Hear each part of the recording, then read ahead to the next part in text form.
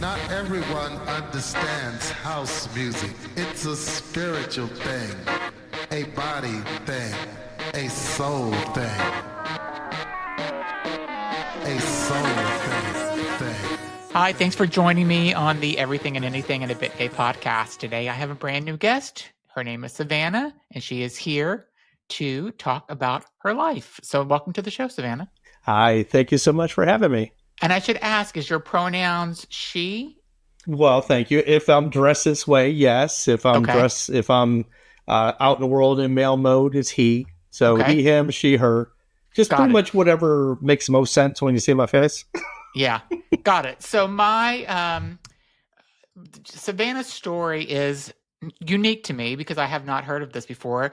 Savannah is dual gender, and she has a podcast. She's done some TED Talks. She has a couple of books we'll talk about as well. But I wanted to have Savannah on so I could learn about dual gender and learn about Savannah and learn about, I think it's really important, especially in the world, in the United States, but across the world right now. And again, I don't like to get too political on my show, but it's hard not to with the administration that we have in place at the White House and all these rights being taken away and basic human rights being taken away. And so I think it's important for people to come on and talk about those things in this time. So, well, anyway, I said I appreciate to my show you overall. Well, thank you. And I appreciate you allowing me to tell a little bit about myself and kind of explain like all the things I've learned about myself over the years, because this is not I grew up knowing this information. So yeah, it's a journey for sure. Yeah. So tell me first, tell us what a because you look on Google, and Google's not the answer to everything. You Google dual gender and you get a lot of different things. So tell me what your definition of dual gender is. Yeah, I mean, I don't want to say I coined it because that would be way too presumptuous.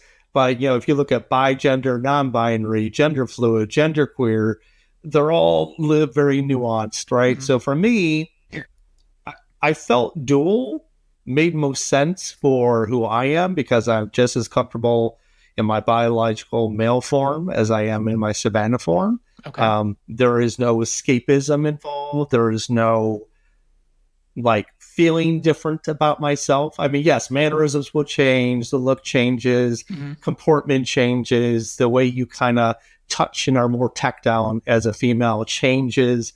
But, you're going to get the same conversation from me as you in either form. Yeah. So for me, I feel like it's not separate. They're together. And because I feel they're together, I feel it's an amalgam, and I feel it's a duality versus kind of branching apart. So tell me whenever you discovered this about yourself, were you younger?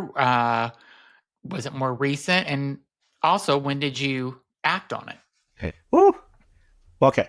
3 things. So first, between 5 and 7 is when I recognized I was attracted to the feminine in a way that, wasn't normal. I'd say I didn't think about its normality until way later.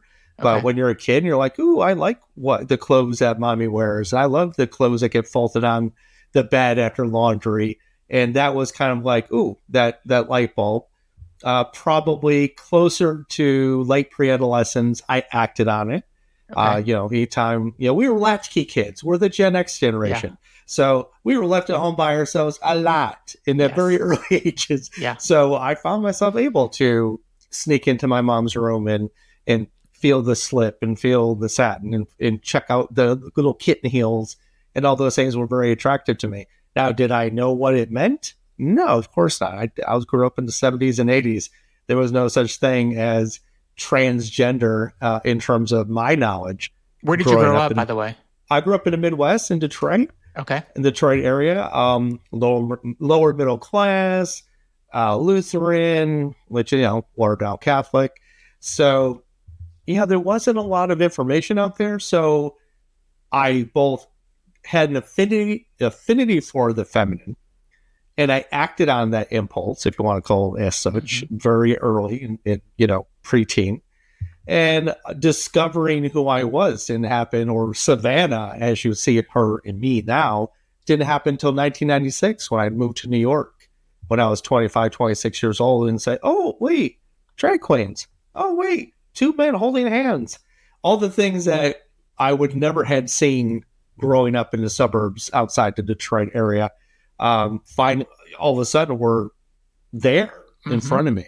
So that allowed me to further investigate and further come out and further accept the term transvestite, which quickly was rejected because it sounded icky. And then crossdresser was just becoming more the replacement word for transvestite in the 90s. So that's when I adopted that for years and years and years until I realized more recently, probably within the last 10 years, well, I don't crossdress because I'm a crossdresser. I crossdress because there's something about me from a gender expansiveness that tells me and informs me that I need to use the art and act of crossdressing to exhibit this, to present, to have this identity. And that's where dual gender came from for me. And so which gender are you more? Are you Savannah or are you the male? Which one are you 50-50? Like which one are you kind of leaning towards, if that's even Well, are you thinking from a psychological point of view or a physical, biological point of view? Both, actually. Okay. Well, like I said, I think it's a duality. I think it's an amalgam. So I'd say 50-50 male, female. Okay. I would say probably if you really pressed me on that, I'd probably say, oh, no. There's more like 35-65 towards the male because I spend probably 95% of my life male. Okay. I go to work male, I have a male-female relationship. She knows about Savannah, but typically our dynamic is male-female. While a lot of people know about Savannah and about the work I've done, the majority of my family only know Chuck, only know my male side. So yeah, it's very strange to see that only like 3 to 5% of my actual existence presents as Savannah. Wow. Okay. So people at work do not know this. It's about 50-50. I've over the years, I've been in the same company for 28 years. And over the years, I've told people as it felt appropriate. And even this weekend, me and my coworker were going to go to the Moulin Rouge musical. And I'm going to be all Savannah-fied. I'm going to be like trying to hit my Christina Aguilera stylings. And she's like my ride or die. She loves Savannah. She loves my authenticity and my vulnerability. And yeah, so there are people who do know that are like right there in my corner every day. Are you in New York still? No, I'm in South Carolina, the upstate of South Carolina, actually, which is when all my advocacy started taking place. Okay. Which I will expand on that. In New York, I didn't have a need to be an advocate because New York is a massive place with plenty of people doing that work. So I was happy to live in my little bubble, my friend group. I come down to South Carolina and realize it's not as insulated, it's not as shielded. And it took me less than a year to realize that there was a need for me to be more visible, go out in public in the daytime. I have a hashtag Savannah Starbucks Sunday where I just basically go to Starbucks and I just sit and I do my work. I do my writing. I work on the podcast edits. And it's all about just visibility so people can see me. So my in-laws live in Greenville. Hey, all right. And, my in-laws have a, gay son-in-law. All their friends know. They don't, I guess Greenville could be, it's more of an exception, but they are, no one gives it a second thought. And so they're also, my in-laws are Jewish living in the South also. So that's another kind of thing that, a lot of people, and they have a lot of Jewish friends that live there now, but Greenville's, definitely kind of a transplant city in some ways. Yes. And so I think that it feels very open there. And I'm actually going to Charleston. Am I going to Charleston or Charleston's on the wall? Yeah, Charleston. Okay. There's a Bravo show that I watch that's filmed in Charleston. And so I feel like that they're pretty open in Charleston too with the LGBTQ plus culture. But I feel like the rest of the state may be a little different. Absolutely. It's so funny you say Greenville because I am 35 minutes away from Greenville. I live in Okay. Spartanburg County, Greenville Okay, they live in County. Simpsonville actually. Okay, So well, that's still in Greenville County. yeah. And if you build the triangle between Greenville, Spartanburg, and Asheville, North Carolina, it is very progressive in this triangle of queerness. You have a lot of transplants, you have a lot of international business, you have a lot of college students, so they're coming in from all over. So it is not rooted in very conservative Southern culture. It is, obviously, people have lived here in this area many, many years and generations, but there is this very progressive feel in the area that's very, very helpful for me. It's allowed me to become more visible without looking over my shoulder necessarily. But when I moved down here, I really was fearful of what could happen to me as a cross-dressing individual, a man in a dress, and what would the populace think of that? And luckily, people have been very generous, very loving. Like you said with your in-laws, nobody bats an eyelash. So it's been a very positive experience. So have you had any issues since living there? Have you ever had? No, that's awesome. No, I love that. no. That makes me feel hopeful. Yeah. I mean, obviously, people still get kicked out of their family home when they come out as trans or as bi or as queer. It happens. I'm not saying I'm living in a utopia here in the upstate, but I will say that for me, I put out a degree of confidence. I put a smile on my face, and I've had very conservative people come up to me and want to share their story. Oh, like really? they'll introduce themselves as like, "Hi, I'm just letting you know I'm a Trump supporter, a hardcore Republican, a Baptist, dot dot dot dot dot." And I'm like, "Okay, let me brace myself for what's going to happen next." It's like, "Can I ask you a question?" And they're doing what we're doing here tonight, just asking about why I do the thing I do, without malice, with intentionality and interest. Mm-hmm. And it's just been lovely. I've like I said, I can't tell you how amazing it's been to be around the lovely people up here. Yeah. And what does your partner, what does she think about, like, I mean, I guess I'll step back a minute. Did she know about Savannah when you met, or did you have to introduce her to Savannah after you met? She was introduced. We worked together for over a year before we decided to kick off a relationship. When it started getting serious, meaning, this is going to take a turn into possible long term, I did sit her down and I did the typical, let me show you a photo or a picture of my phone. This is who I am. It's like, "Oh yeah, you dressed like that for Halloween at the office last year." I'm like, no. This is who I am as part of who I am.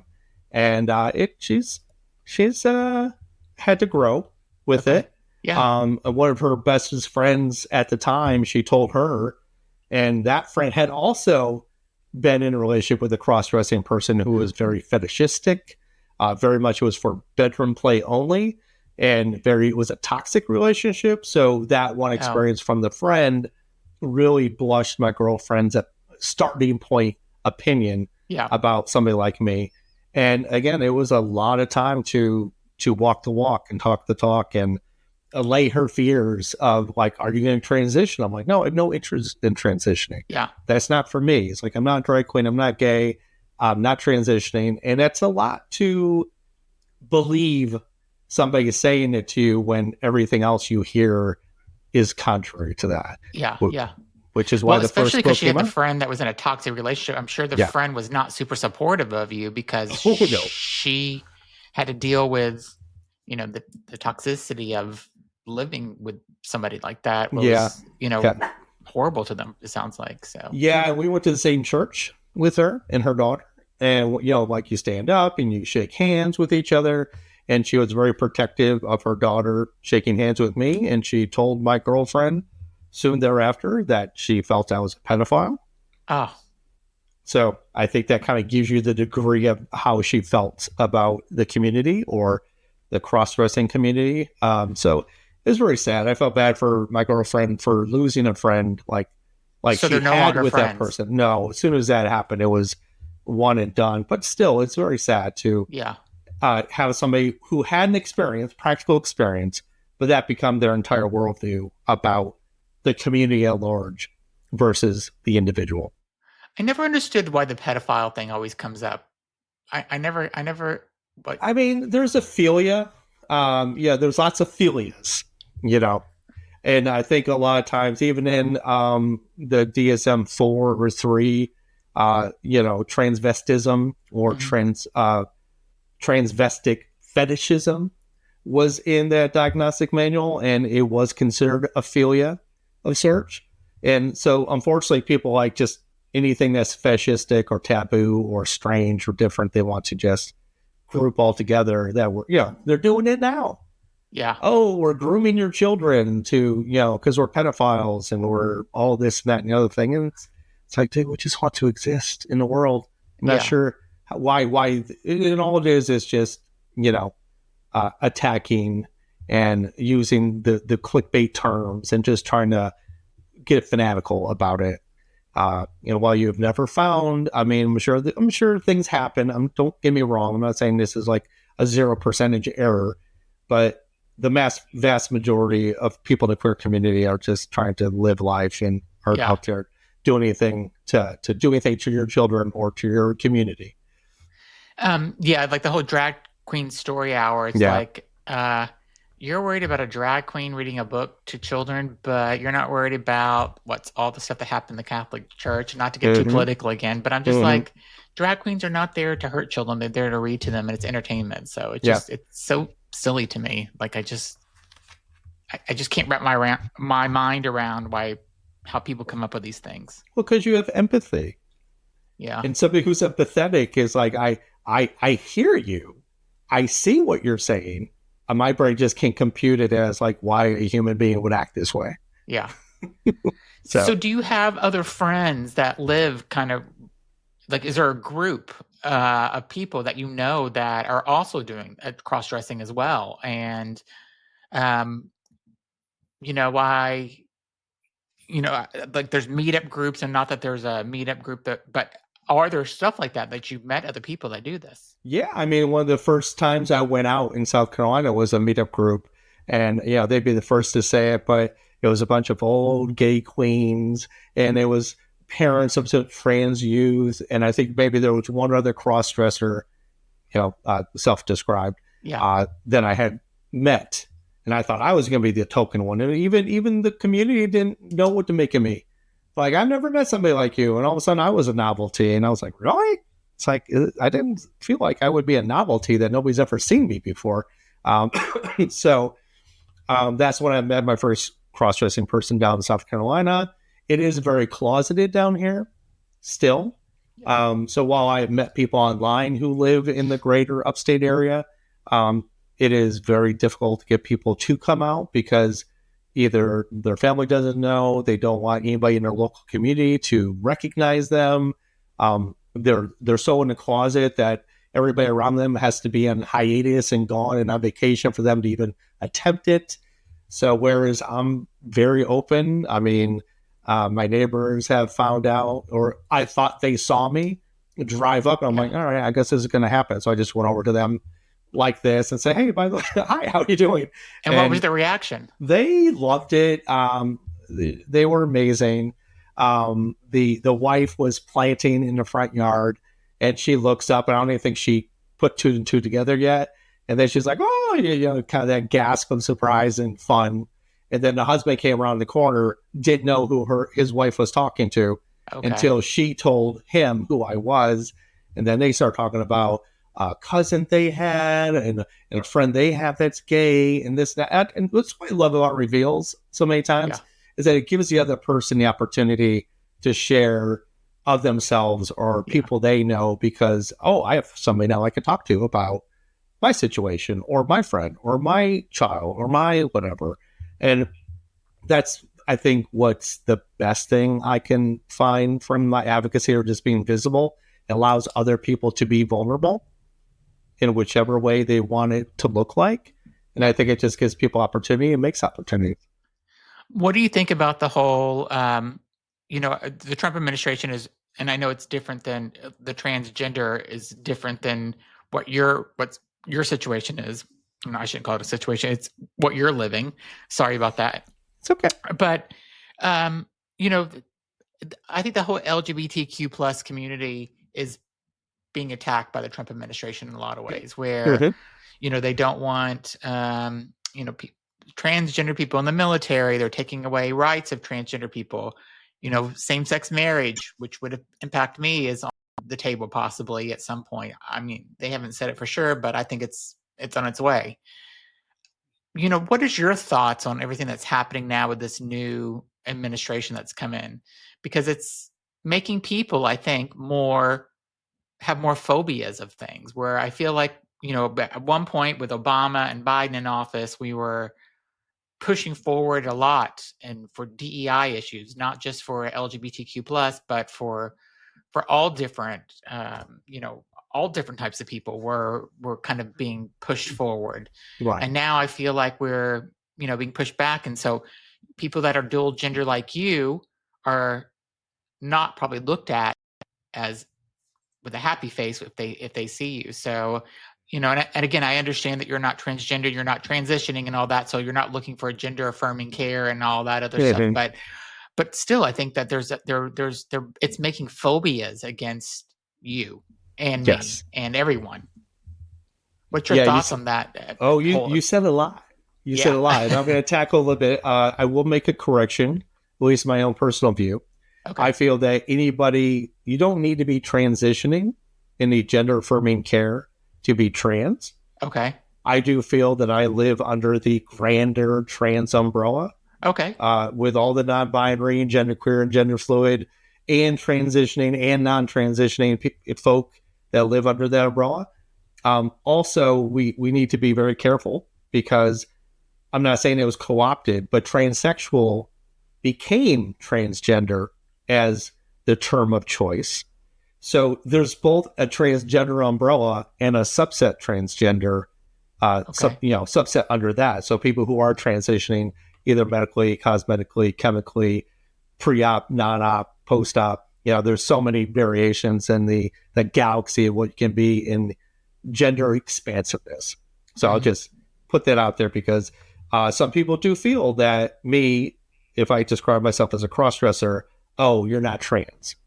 Well, I am trans because there's a reason why I am doing something non-binary against my biology, and this is the results. Yeah. So it's not because I'm a crossdresser, it's because I'm trans in some way across the genders. That's really good education to know. That's good. So, but again, that's my personal belief. I guarantee you could talk to 10 other people that have a different blush of how they see that. How do I feel about it in politics? You know, it's an interesting, it happens all the time when you push forward liberal progressive views, whether it's suffrage, whether it's civil rights, whether it's, gender equality, whether it's gay marriage, whatever it may be, there's always a positive push forward, and then that rubber banding of resistance. You know, when the conservative party or parties or people or governments or whatever commissions decide, oh, that's not what I want, and I don't want that, so I will push against it. That's why we've had 400, 600, 700 state acts and bills put to the floor of different states saying, well, we got to limit trans in sports. We have to limit, affirming care. We're going to make it illegal for a doctor to give you care. So now you're forced to go to a different state. We're going to make sure that your parents know that you want to use different pronouns. I mean, all these things are very marginalizing tactics. It's very scary for both adults and youth. Absolutely.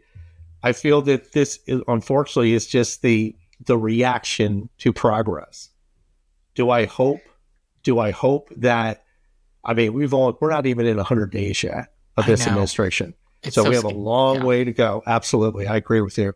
But if you look at a lot of the things that are coming out in, not opposition, but in defiance or in law or in Supreme Court cases or in whatever it may be, I think what we're finding is that the American public is not as loud on the bullhorn about how they feel about the LGBTQ community Mm-hmm.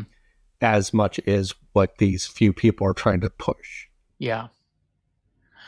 I also think it's so interesting that they're so against anything that's not the heterosexual male, yet Trump wears more makeup than anybody I've seen, and JD Vance with his eyeliner and stuff. And I just, it's like, it's fine. You can wear the makeup and the eyeliner. Who cares? But don't go and try to bash other people that are doing similar. I just don't get it. It's like a double standard in a lot of ways. Well, I mean, but they're performers, they're celebrities. They're not looking to change. I mean, they're trying. JD Vance is trying to enhance his eyes. Of course, we don't want to draw to the eyes. Yeah. I would hope that President Trump would maybe hire somebody to help him blend in all the tanning that he has. That being said, you're absolutely right. I was like, I shouldn't make a determination of what either of them want to do. But unfortunately, they don't see it that way. They see themselves as a cis, white, waspy. Yep. I want to say Christian, but that probably only applies to one of them. This now becoming a minority in the United States, and they're, I feel, desperate to hold power as much as they can, and they're doing everything they can possibly do to make this a very nationalist, Christian nationalist country, I believe. Yeah. I don't like talking politics. I like to just do my thing every day, grind it out, and do my best. But yeah, it is scary for anybody in this country who is an ally, who is in the LGBTQIA plus community, any kind of queerdom, and that's only the start of it.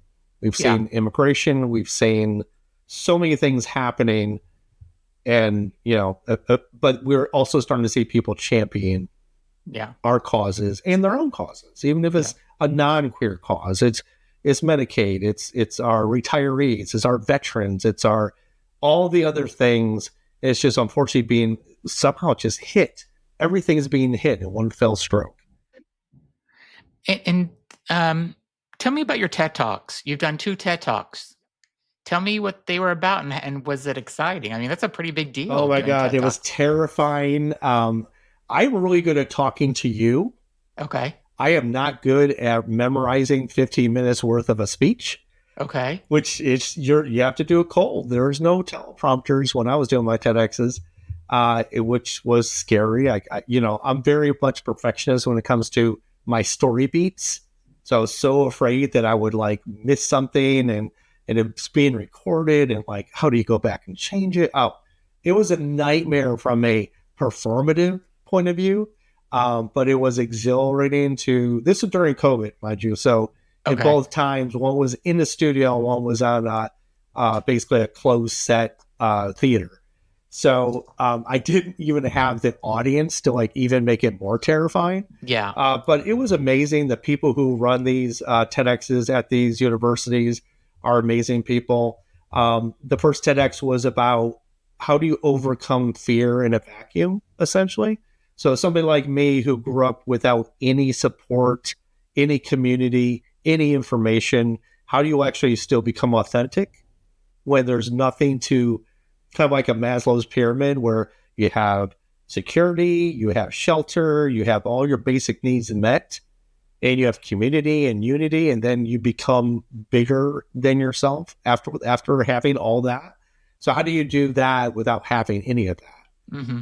So it was about, finding your community, overcoming fear, around finding a community, learning about who you are and people like you, and just kind of, angling yourself towards that and towards what feels authentic to you. So that was the first one. That was, what was that? TEDx, North Carolina State. Okay. So, and then the second one was in Atlanta, TEDx Emory. And that was about fear. I read something somewhere that was about 13 milliseconds for somebody to make a determination about their surroundings and the people in it. So it takes somebody less than a split second to determine if what they see they find off-putting, they find a threat, they find it to be against their worldviews, as opposed to just walking in and like, I'm not a physical gonna hurt you threat. Yeah. But I am a threat to their ideology.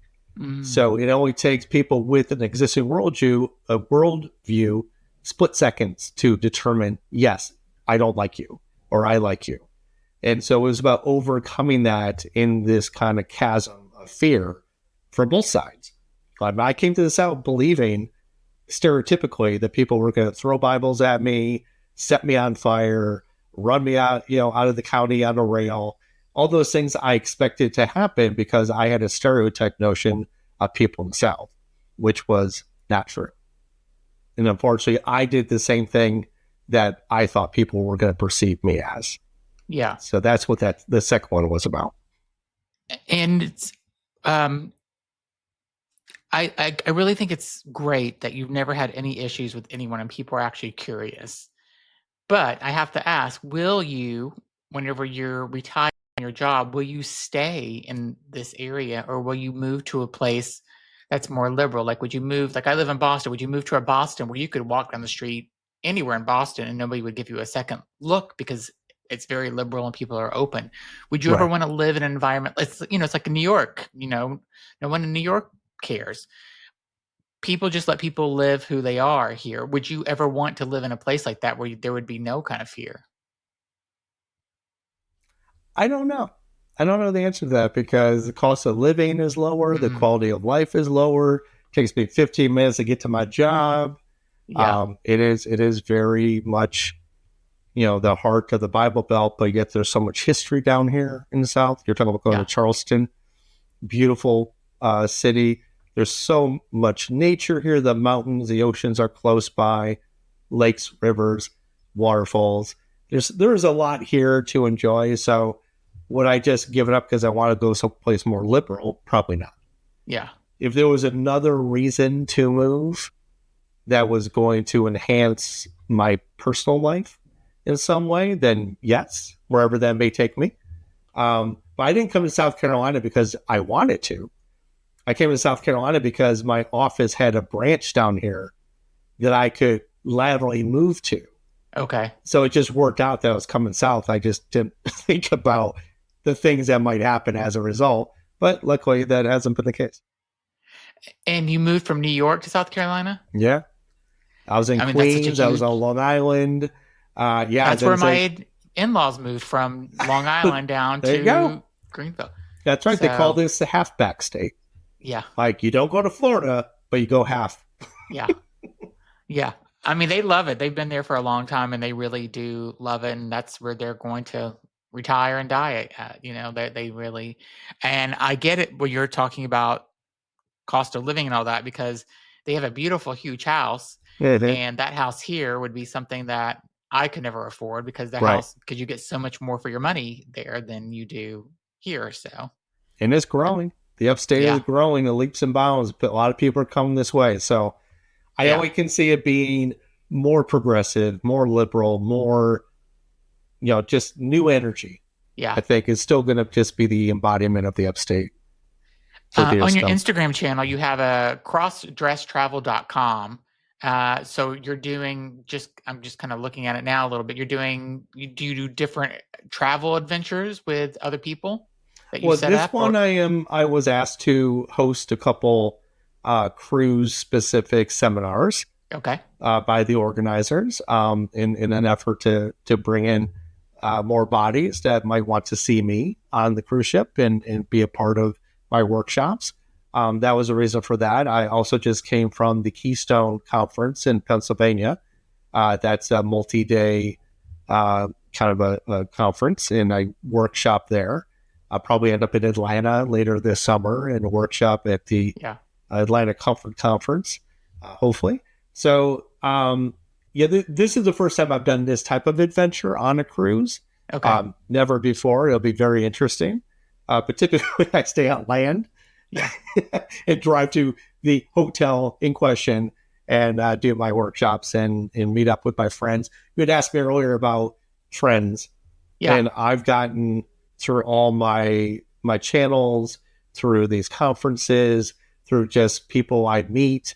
And I've gotten a very lovely friend group that people we travel around, I've got an Airbnb, and we just meet up like, once or twice a year and then meet at these conferences. It's been lovely the last couple of years to really push into that friend group and having a lot of people that I can hang out with. And are you getting people in your DMs that have questions and that want to be friends because they're like, oh, I found somebody that understands me, or found somebody that's like me, or somebody that can answer questions for me? Do you get that often? I do. Not as much as anymore, because now that we have so many episodes in the podcast, I think a lot of people hit that and they get a lot of content from that. But yeah, there are people who will say hi. I'll say hi back. They'll give me a synopsis, a share of who they are in their story. And, I'll applaud them for sharing. And sometimes they want to know, what should they do next? How do I do this? And it may be fashion, it may be style, it may be relationship, it may be self-discovery. And I do try for a little while to give my best advice. Yeah. Unfortunately, giving advice one text message at a time is not really conducive to an overall self-assessment. So I do point them eventually to the body of work and the books and the TEDx's and all those things, because I think they're going to hear it differently, because it is more storytelling. It's not just me. How do I do this? Answer. How do I do this? Answer. I think it's more enriching to hear like a longer narrative that they can say, oh, I understand what that means, or yeah, that doesn't fit me. And that way you get both the pros and cons for questions you're not even asking to me or yourself. So Tell me about your 2 books. Well, actually 3 books now, and soon to be 7 books. And that's only in the Savannah side. My male side has a series as well for zombies, if you love zombies. So living with crossdressing, discovering, I gotta look, what are they called now? Discovering your true identity, defining a new normal. Those are the 2 first books. The first one was about relationships. It was a character study of, why do I do it? Like, what type of crossdresser can I be? Do I do it to escape? Do I do it because I have trauma? Do I do it because I want to just, get away from life for a minute? Do I do it as a fantasy? Do I want to be the girl next door? There's, a myriad of things that kind of may drive you to be a certain way. Plus, we had stories of 5 couples on Long Island and plus mine and my girlfriend, my current girlfriend, where we talked about like, oh, you've been married for 30 years. And all of a sudden your husband comes to you and says, I like to dress as a woman. And where do we go from here? And those like different stories that may or may not, be something you're aware of. Yeah. And so that was book 1. It was all about relationships. It's always about writing that book that my girlfriend, I kept pointing her to other books to read that I had not read. And unfortunately, they all ended up being about transitioning at the end of the day, at the last chapter. And she says, well, the book says you're gonna transition. I'm like, no, I'm not. So I actually decided I'm going to just write the book about the non-transitioning crossdresser. And then the second book, Discovering Your True Identity, was a kind of like a precursor, a prequel to the first book, because the first book talks about, I've told my partner, and now here we are, what do we do next? What I didn't do was discuss, how do I even get to the point to have that conversation? So it was more of a deeper dive of self-assessment, and again, more of like, why do you do the thing? And just try to really get people to look inward, like discover for themselves like their drive and why. Mm-hmm. And then the last book, very quickly, is called Gender 101, an A to Z handbook and exploration. And this was, I don't know if you remember, but I told you earlier that the word transvestite I thought was very icky. Yeah. Well, I've done a 180 on that. And I said, you know what? Why am I so, Magnus Hirschfeld in the 1920s coined that phrase. And I've been trying to distance myself from any affiliation to the word transvestite for years, for decades. Yeah. And then I realized that the work that this man had done for the community in pre-Hitler Nazi Germany, I mean, he was giving out like, not pharmacy notes, but it was giving out doctor's notes. So people who were dressed in femme could give it to a cop if stopped. It says, this person needs to dress this way. And they had an understanding that this was okay, and they would just go on their way. So I started realizing that the work that this man had done and the advances he had made and the work he had done in the community was something I should be proud of, not trying to shy away from. So that led me into Gender 101 to really break down both his story, how it affects me, how it affects the community, how it affects transgenderism, as well as give you plenty of ammunition to God says X, Y, and Z. Oh, the animal kingdom, there's nobody else that's transgender. And so I started just poking holes in every defense. Like, well, if that's the case, why do male seahorses, carry the babies? Why does a female hyena have a penis that still has to pop out a kid? So it's like the clownfish. Why, if an all-male school of clownfish, one becomes female? It's like you look at the richness of the ecosystem we live on this planet, and to think that we're the only species that doesn't have transgenderism in it or have things that happen along those scales and those lines, I think is absurd. So that book was all about kind of picking apart all those things and just kind of give you something to think about. Like how to self-assess, how to look at yourself. How are you perceived? How do you want to be perceived? What if I want to be perceived, but I feel the person's perceiving me in a different way? And it's nature versus nurture is 100 things I was coming up with to try to understand me at that level. Yeah. Well, I want to just thank you so much for coming on. I mean, you taught me some things, and I never heard of dual gender until you reached out, and I think you really probably educate a lot of people in my audience as well. If you want to learn more about Savannah, she has a link tree. So it's Linktree and it's / I'll spell it, SAVANNAH I'll also put that in the description of the podcast. So you didn't write it down, just go to the description of the podcast and it will be there. But I really want to thank you for coming on. You're a fantastic guest. I love it that you're living your authentic self. I love it that you seem like you have a very happy life. You have a great partner, and what more could you ask for? Just being happy. So just like you said, living my best life as best I can. So. Well, thank you so much for being on, Savannah. I really appreciate it. And be sure to subscribe to my website, check out Savannah's Linktree, and subscribe to my podcast and check out Savannah's Linktree, and shoot her a DM. She is on same name, is on Instagram. So send her a DM and say hello. So thanks very much for being on.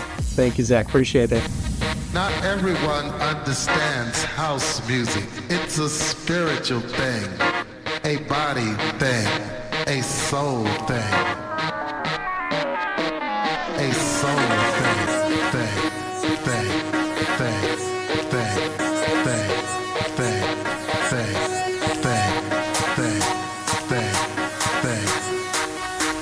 Not everyone understands house music.